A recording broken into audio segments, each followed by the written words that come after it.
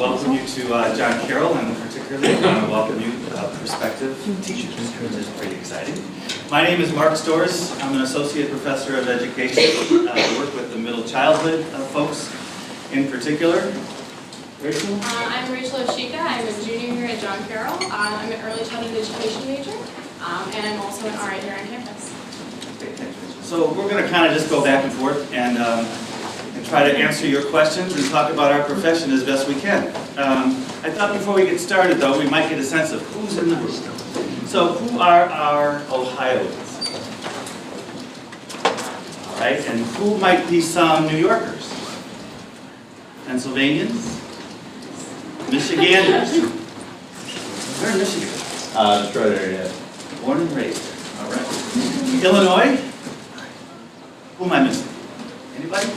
Virginia. Virginia. Wow, okay. Colorado. Anybody else? Great. So we're from all over the place, which is pretty exciting. And we can talk a little bit about reciprocity, if that's a question that you have. Let me ask another question. So for those of you who are thinking about teaching, have you given any thought to what licensure area you're interested in? So who might be my early child elementary teacher? How about my favorite people in the whole world? Who are my middle childhood people? Oh, okay. Really? All right, we're going to have a separate talk later. You're missing out on the opportunity to work with young adolescents. And then who are our high school folks? Okay, great. All right, well, we have a presentation prepared, but we kind of thought that we might start out by just saying, what are your questions? What are your wonderings about John Carroll, about John Carroll's teacher education program, about our profession? And then we can go to the presentation, but let's see what you're thinking about. Yes, ma'am. Is there a chance to student teach abroad? That's a great question. We have not done that. There has been some conversation about doing that. We need to find out from the state if that's a viable option for our students. We think it is, but we're not positive. But we have not done that in the past. The students could go abroad. Correct. Yep. We encourage our students to go abroad. We have some wonderful study abroad programs at John Carroll. The only caution, and it's not really a caution, it's just a recommendation. If you think you're going to study abroad, it is really important to meet with your advisor early in the program and get your life mapped out for 4 years. Like if you're my advisee and I get you as a freshman, you would come in like September of your freshman year and we would map out the next 4 years of your life. It's possible to study abroad, we want you to study abroad, but because of the way our courses are offered, and they're sequential, and some are only offered some semesters and some aren't other semesters, we just have to be really planful about it, but it's definitely possible. Yeah, absolutely. And again, if you can't study abroad, I know I was intending to, and I just couldn't do it, unfortunately, with my plan. I had the amazing opportunity of going on an immersion. So that is like a service trip that you can take during a break. That can be a week to 2 weeks. And it's, again, a great opportunity to, stay within the country and go somewhere different and, serve or, go out of the country and go international and try to help out as well. So, again, that's also available to you. I personally went to Immokalee, Florida. I loved my experience, so I definitely recommend it if, studying abroad isn't something that you can fit in. There's several, again, opportunities that you can take at John Carroll. Yeah, I can speak to that. About 3 or 4 years ago, I took a group of students to Guatemala, and we went up into a small village up in the mountains, and I had 6 education students with me. And what was really cool about our experience is that my 6 education students provided professional development for the teachers at the school we were working with, and they were able to take the things they had learned in their literacy course and share that with the teachers there in that school. In January, I'm taking a group of students to Jamaica, up to a little town called Mandeville, where we're going to be working at a school called St. John Bosco, which interestingly, I taught at in 1979. So I'm really excited about going back. But it's going to be, again, like Rachel said, an opportunity for students to interact with adults and children in the international community from an educational perspective. So, what else? Yes? I have 2 questions. Great. They were, in humanities, they were talking about how it's totally doable to have a history major and an education major. So my first question is, Is that true? And my second question is... History would never not tell the truth. I'm sure. And my second question is, how soon does an education major get into a classroom? Good, both good questions. So I'm assuming, are you going to be a high school history teacher? Is that what you're thinking? Not 100% sure yet, but if you were I'm to be leaning towards, yeah. Yeah. So actually, folks who are going to be high school teachers double major. They get a major in their content area or their teaching field, and then they get a secondary major in education. Folks who are early child and middle child, they get a degree in education. It is much more difficult for an early child, middle child person to double major. It's not impossible, but it's, again, we need to be very planful because of the curriculum. But the high school folks, in Ohio we call it adolescent young adult, those folks in fact do double major. And to your second question, all of our freshmen take a course called Introduction to Education. It's a 3-credit course. Most of our students take it in the first semester of their freshman year, some in the second, but they get into schools in that course. So they are in schools freshman year on. I would have to say, going off of that as well, I actually entered John Carroll wanting to be a psych major, and I was considering education, but I wasn't quite sure about it. And so for the first semester, fall semester of my freshman year, I did a psych course, liked it, but I wanted to get a gist of what education was like. So I took that Ed 100 class in the fall or in the spring of my freshman year. And during that class, we got to see like the different classroom observations within early childhood, middle childhood, and high school range. And I think that was the time where I realized that's what I want to do. I wanted to be in the classroom because I was given that in the classroom, hands-on experience, seeing what they work on every single day, and having that differentiation between each of the different educational levels. So I think that is definitely when I knew that I wanted to be in an education major. So I think especially if you're maybe considering it or you're still like iffy on if that's what you want to do, that was when you were going to definitely find out within that hands-on experience right then and there. So we try to get you right in there automatically to see, again, is this what you want to do? And if it's not, we're going to set you on your way to whatever's next for you. So. Yeah, the course really does serve as both confirmation that this is what I want to, this is the career, but it also serves as a filter for those students who aren't quite sure. And there are a number of students who at the end of Ed 100 do choose to go on to be a major, which is a good thing. We miss them, but it's a good thing for them. What else are you wondering about? Licensure, if you're in Pennsylvania, you can go to transfer over, do you have to do your master's here? So Ohio has reciprocity with, I think, all but 2 other states in the country. So moving your license from one state to another is not problematic. We do encourage folks to get their Ohio license because it's easier to transfer your Ohio license to another state's license than it is to just take your John Carroll degree and go to that other state and get the license. And basically what we find the difference is this. If you have just your degree, it's possible that there could be additional coursework you would need to take. If you have your Ohio license and you're going to transfer it to the other state, then basically we're looking at tests. So in Ohio, we now use what's called the Ohio Assessment for Educators. We used to use the Praxis, which some of your states probably still use, but we switched to the OAEs about 3 years ago. So if you go to New York, if you go to Michigan, I'm not sure about Virginia and Colorado, Pennsylvania, there are tests in those states that you would need to take to transfer the Ohio license to a state license. And those questions are additionally answered, again, further into your education degree here. I know right now I'm in a 300 class with my amazing professor, Greg DeLisi. He's expressing all that to us right now. Again, what's coming, what's going to be happening your senior year, what to expect, what tests to be taking, and what to inform yourself on to prepare yourself for that your senior year. So again, it all comes into planning as well, so we want to make sure that, again, our education majors here are ready for their senior year in licensing. I can tell you that our students who have gone back home and taken the tests in their home states have not had any difficulty passing the test. Bottom line, all of our programs across the country are accredited by the same organization. It's called CAPE, it's a new organization. And so for those teacher education programs that are accredited by CAPE, no matter what state you're in, you're going to follow similar programs of study because of the standards that the organization has.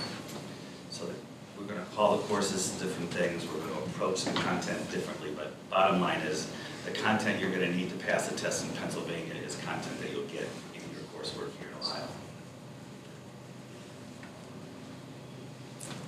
Yes, sir. Why is it difficult for the students who want to major in early and middle childhood education? Why is it more difficult for them to double major versus the AYA group? Because of standards and the requirements that our professional organizations put on our programs. Our early childhood and our middle childhood program students have to take a lot more education courses than our high school people do. In addition, in Ohio, the middle childhood folks are only licensed to teach 2 subjects. So early child, pre-K through 3, are licensed to teach all subjects and therefore can teach in a self-contained classroom. Middle childhood folks are going to get licensed in math, science, social studies, or language arts. So in addition to the education courses that our middle childhood folks take, they also take the equivalent of a minor in those 2 subject areas. So in effect, our middle childhood folks are almost double majoring if you think about it being an education major plus the equivalent of 2 minors. So that's why. It's not impossible, but again, then we'd be looking at summer coursework. Yes. With the early childhood, is there an opportunity for dual certification with intervention or special ed, or are those separate tracks? Those are separate tracks, and we do not offer intervention specialists here at John Carroll. What we do encourage our students to do is if they're going to be an early childhood educator, then intervention specialist is a good consideration for your master's degree. Yeah, that's actually what I'm considering right now. So it's absolutely doable. Again, it just, prepares you for the master's and whatever you're, wanting to specialize in.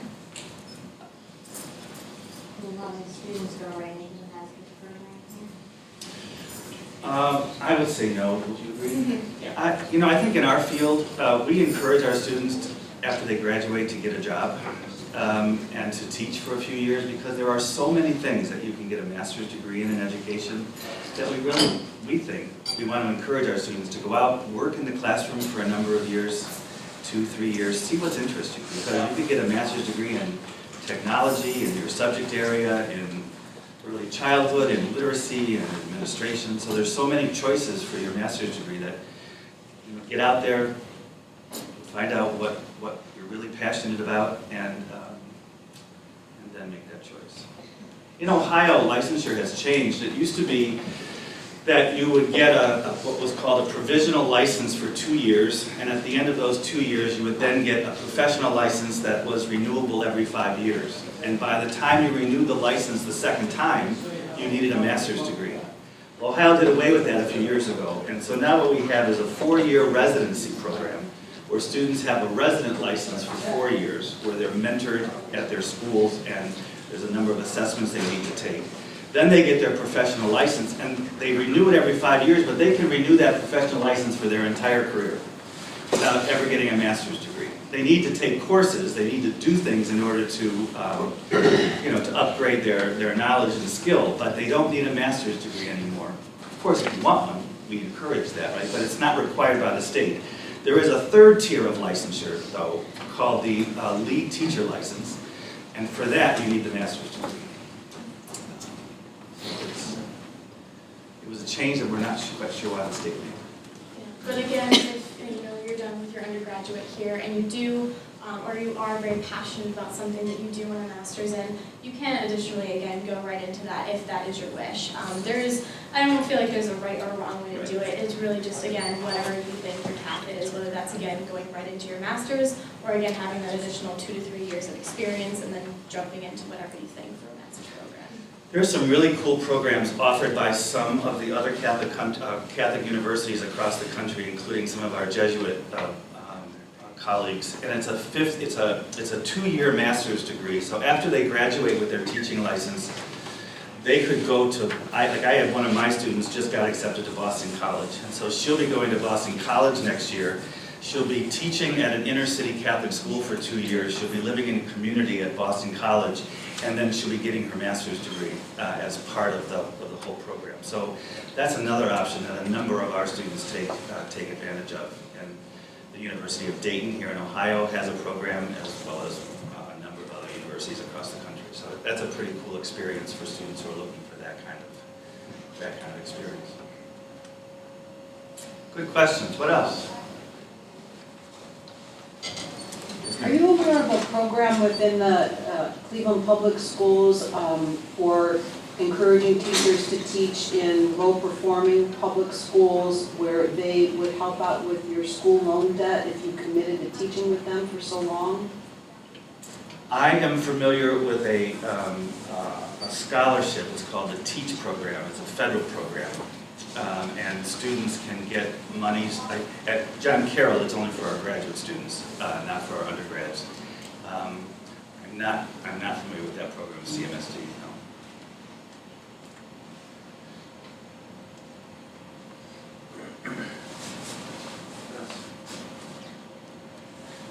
Speak to the senior year, the immersion in student teaching, and sure how then to prepare. Well, Rachel's getting ready for that. Yeah. So she can talk a little bit about getting ready for that. Absolutely, yes. So again, within your classes, your junior year, it's going to be more 300 to 400 level classes, and you'll be working with your advisor pretty, one-on-one, pretty frequently. And I think that's best, just because they are preparing you for what's happening next within your academic career, which is pre-student teaching and then student teaching your senior year. So pre-student teaching occurs during the fall of your senior year. It's where you will be within a classroom for one academic day out of the week. And then spring is when you're in the classroom 5 days a week for a full academic day every single day. And again, it's just that preparation to get in there, know what to expect within the classroom that you'll be placed in.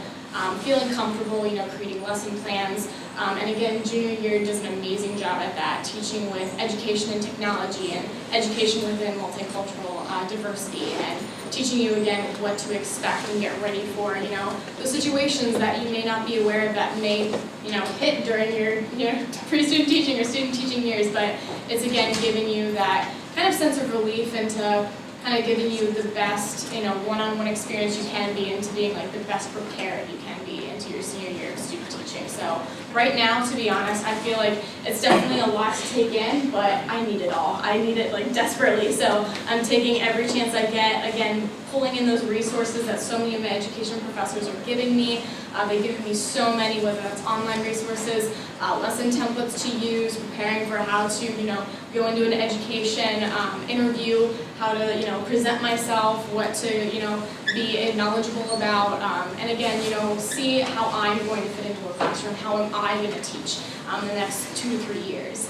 And know what I want to do, whether that's going on to a master's or not. So again, it's a great accelerated program. We try to help you as much as possible. You're never on your own in this process. You work with your advisor. Your education peers are really very helpful as well. Hearing about, observations for each student, what they've experienced, what you've experienced, passing on and relaying that information to one another, so that again, once you're in that field yourself, you're prepared and you have those situations or experiences to work off of and be knowledgeable about. So. Yeah, so fall semester of senior year, most of our students are taking full load of classes, plus they are in the school, as Rachel said, 1 full day a week. And they have a mentor teacher, and they have a university supervisor from the university who comes out on a regular basis to evaluate and observe them.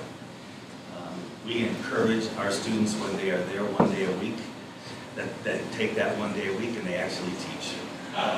Because we think one of the positive things about our program is that if they're successful in their pre-student teaching semester, they stay with the same teacher, the same mentor, the same kids in student teaching. So when they start back in January, they hit the ground running because they've already developed a relationship with their mentor. They already know all of their students. They know the curriculum, and so they really start teaching right at the beginning of that student teaching semester. So we have found that to be a really successful model for us, and our students really like the fact that they don't have to get to know a whole brand new set of students and teachers by moving from one space to another.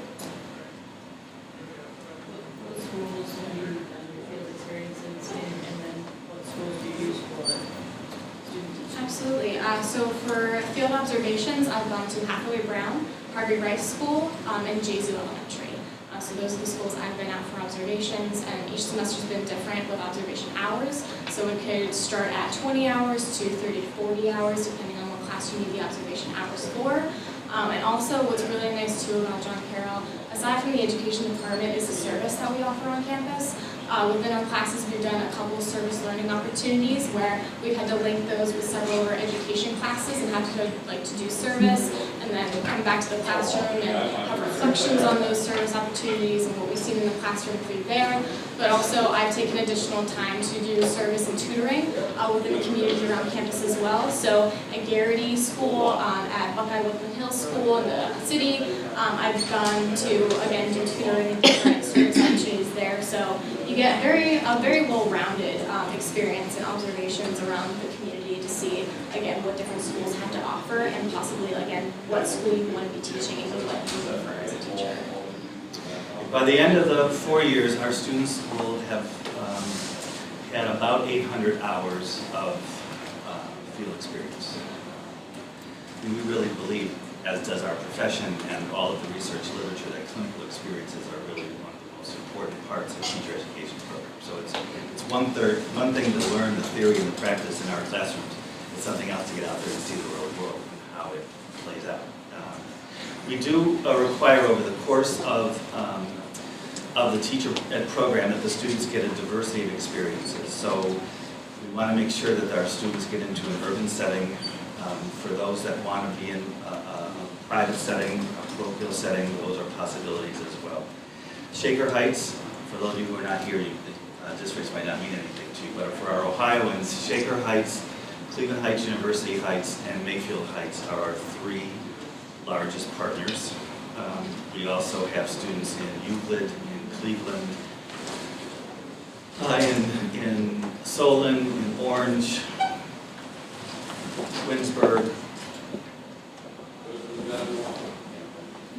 We pretty much run the gamut.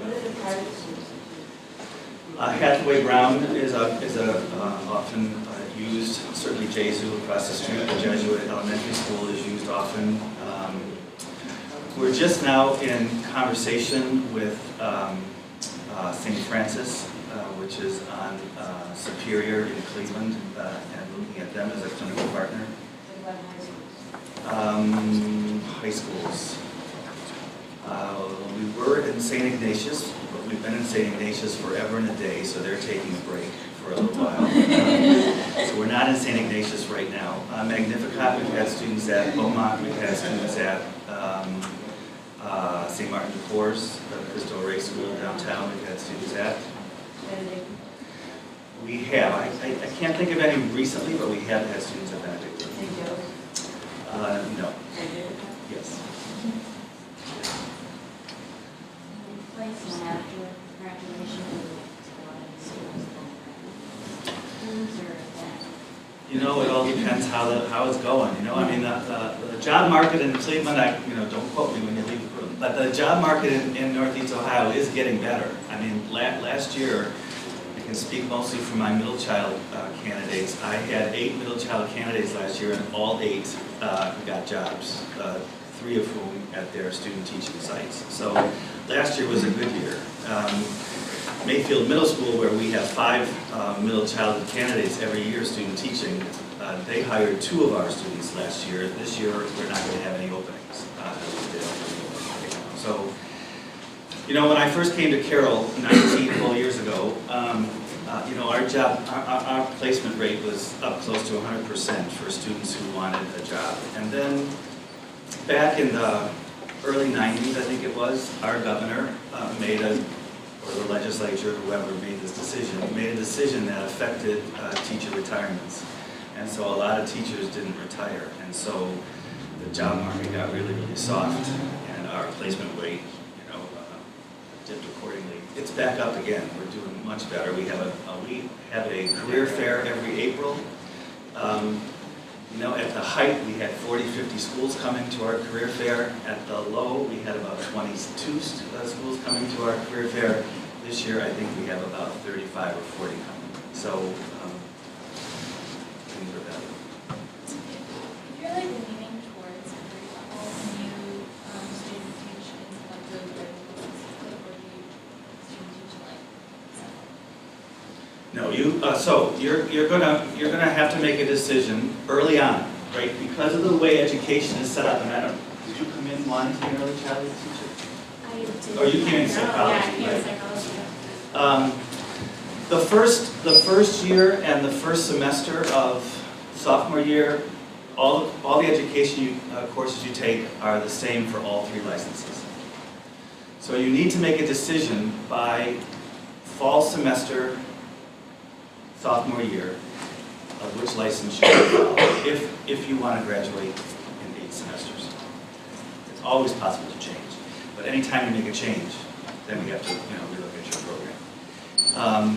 So if you decide that you're going to become an early childhood teacher, then starting in the spring of your sophomore year, all the courses you're going to take from then on out are going to be for your early childhood license. All of your field experiences from there on out are going to be in early childhood settings. So an early childhood person does their student teaching in kindergarten 1, 2, or 3. One of those. You're in the same room the whole time.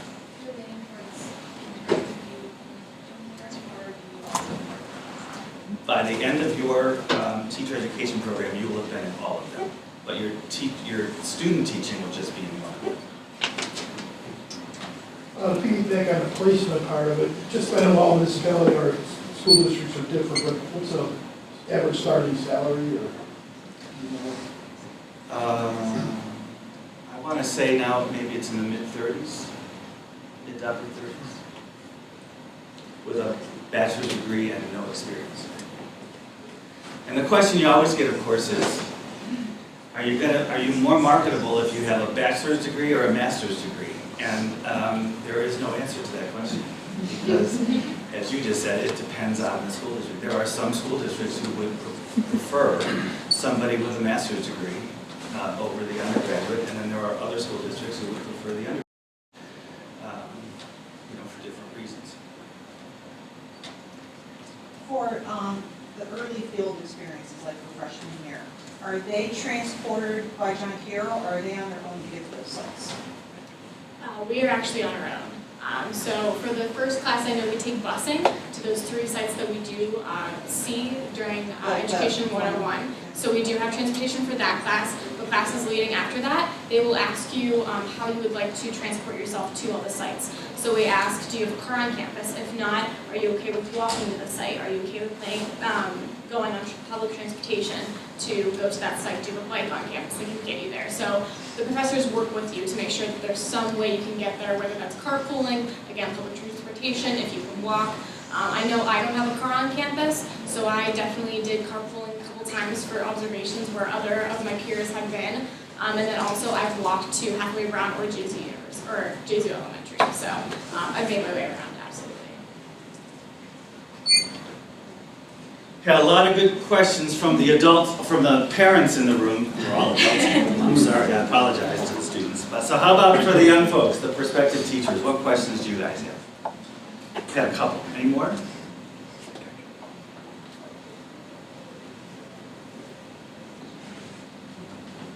Well, let's see if I forgot anything.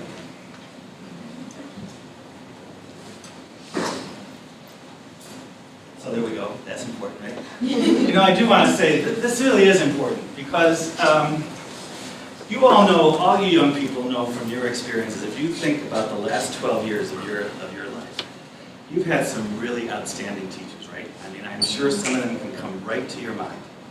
You've also had some that maybe were not the best experience you had, right?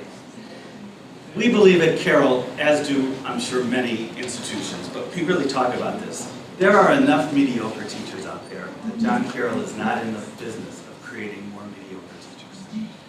So we really are striving to believe and to hope and to actually develop and create excellent teachers when they leave here. People who are committed to the profession, but most importantly are committed to their students. And so not only are we interested over the course of our program in the knowledge and the skills that you develop, because both are important, right? But think about this. You can have all the knowledge in the world and not have the ability to teach it to children, right? You can have all the pedagogical skill in the world Along with all that knowledge, and still not be able to teach it to children, right? Because there's a third part to that, and that's the relationships that you develop with your students. You need the content knowledge, which you're going to get here. You need the pedagogical skill, which you're going to get here. And you need the desire, the passion, the ability to develop caring relationships with your students, which we will help nurture, but that is really inside you, right? And so as you think about teaching, you got to think about the impact that you're going to have on the young people that parents are going to entrust to your care. I mean, this is huge, if you think about it. This is a huge responsibility that we take when we decide that we want to become a teacher. Because we can either help these young people grow and develop into mature, informed adults, or we can really cause some damage. And so we really want to stress the fact that if you're going to be a teacher, you've got to be passionate about it. There's got to be fire in your belly that this is what I want to do. You've got to be passionate about the subject area you teach. How can you get a young adolescent to get excited about American history if you don't care about it? How are you going to get kids to love to read if you're not passionate about reading? How are you going to get kids to do their homework if you don't do yours? I mean, come on, that's a no-brainer, right? And so you really got to be thinking about, you got that passion for your content area? Do you have passion for the kids that you want to teach? Like, why is there only one person in this room who might be interested in middle school? I mean, anecdotally, there are some of us who believe that there is fear of young adolescents. Well, come on, you were all young adolescents not too long ago, and you made it. And I don't think you hurt anybody or crushed any teacher along the way, right? So you've got to be passionate about the age group. I was principal of a pre-K school in my other life, and I used to give my teachers a half a day off on their birthdays. And if they taught 5th, 6th, 7th, or 8th grade, I subbed for them because it got me in the classroom. If they taught 4th grade down to pre-K, I got a sub. I mean, I know where my passion is, right? And it's not with first graders. I mean, they're cute. I can hug them. I can even read to them about 5 minutes. But don't leave me in a room of first graders for more than 10 minutes by myself. I can't do it. So, you've got to be passionate about the kids that you want to work with. Because those are the ones that you're going to have the most effect on. I started out as a 7-12, thinking I was going to teach high school all my life, and I found my passion in middle school for various reasons. So this thing about our next generation needs you, that's true, but you need to be prepared in mind, body, and soul to do that, right? So that's my soapbox. I gotta get that in there. Here's some stats for you. 2012.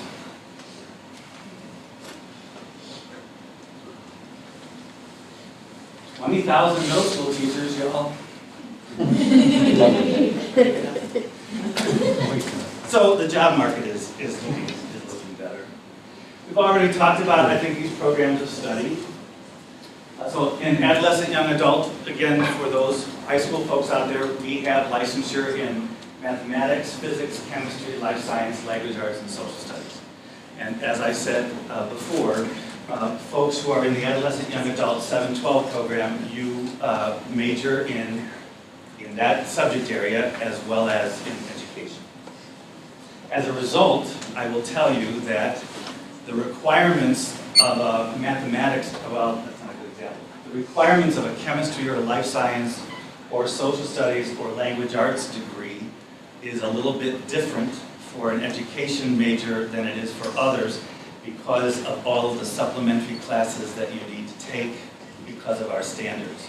So an integrated social studies person, for example, is a history major, but is also required to take courses in political science, economics, sociology, and psychology.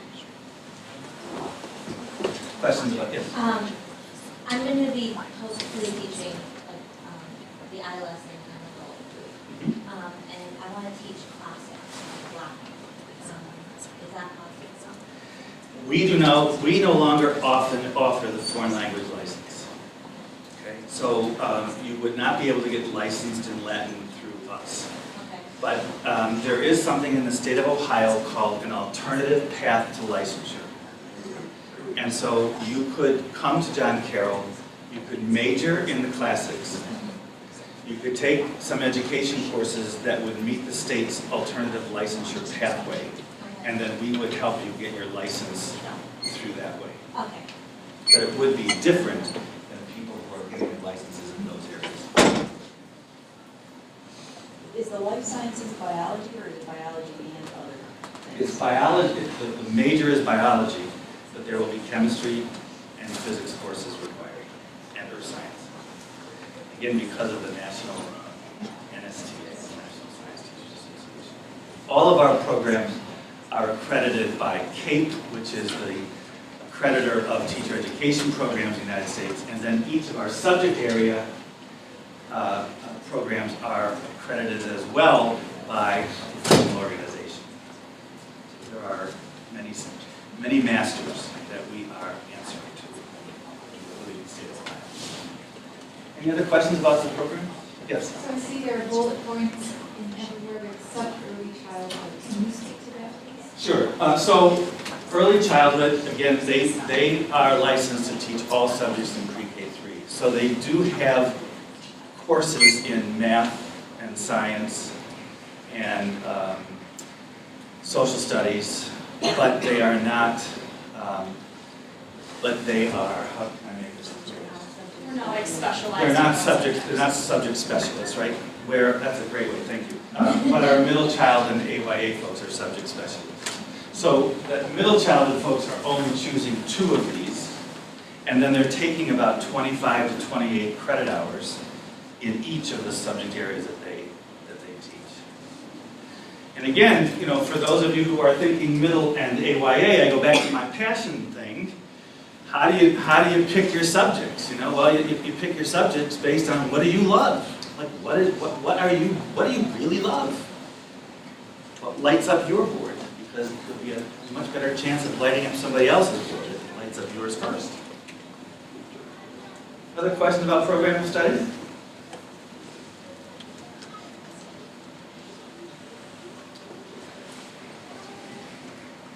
This just talks about the coursework. Have you heard yet about the integrative core? You've had some information on that today. So if you think about your course of study over the course of your 4 years, you need at minimum 120 credits.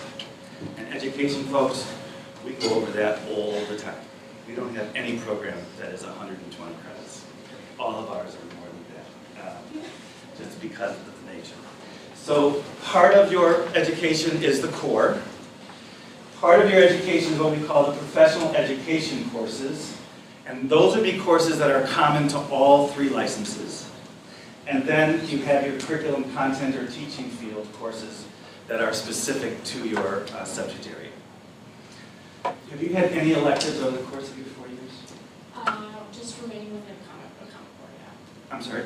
Just remaining within Common Core, yeah. One of the things that, again, differentiates us from other majors is there is not going to be a lot of room in your program for electives. Outside of the core, where you're able to take electives, there's not going to be a lot of space for electives because our programs are really prescribed because of all of the different groups I mentioned. So, and the other thing that you want to keep in mind is that for education majors, unlike your friends in other majors, you have to have all of your coursework completed by the fall of your senior year. Because senior year is student teaching, which is full-time. And you take one course, a seminar that goes with student teaching during that semester. But that's all we want you to take during that senior year, that spring of senior year.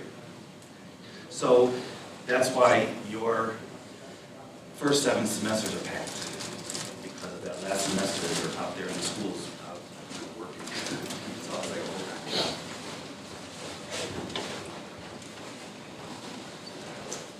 we talked about that a little bit. Sometimes we get this question, so what else can I do with a teaching degree or an education degree other than teach? And so what we have seen some of our students do, we've had a number of our students end up in informal education, like working for museums and being the education coordinator for a museum and using their education degree to teach children in a more informal way through museums. And then, you know, as you, after you've taught for a few years, some folks, you know, want to expand their career path a little bit, and so they look at going into school administration. You might become a curriculum developer at the district level. So there are lots of things besides just the classroom teacher that you can do an education degree, just to keep that in mind.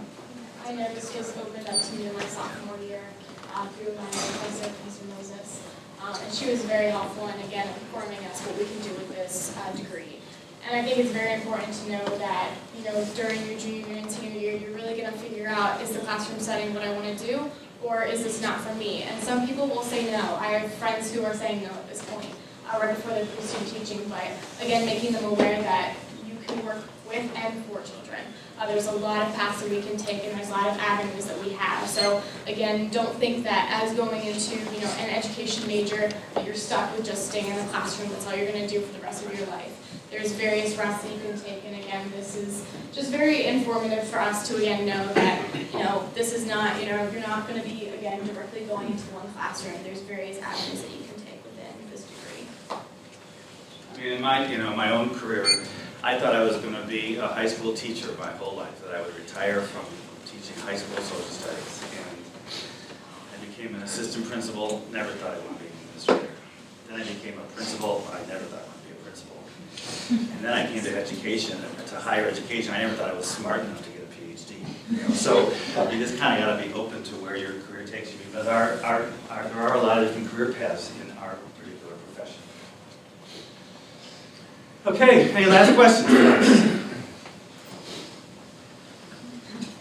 Well, I'm going to be at the table across the way from 2 to 4. If you want to stop by, we'll have pens for you. And if you have any other questions, I'd be happy to take them. I'd be happy to take them now. But thanks for coming to John Carroll today.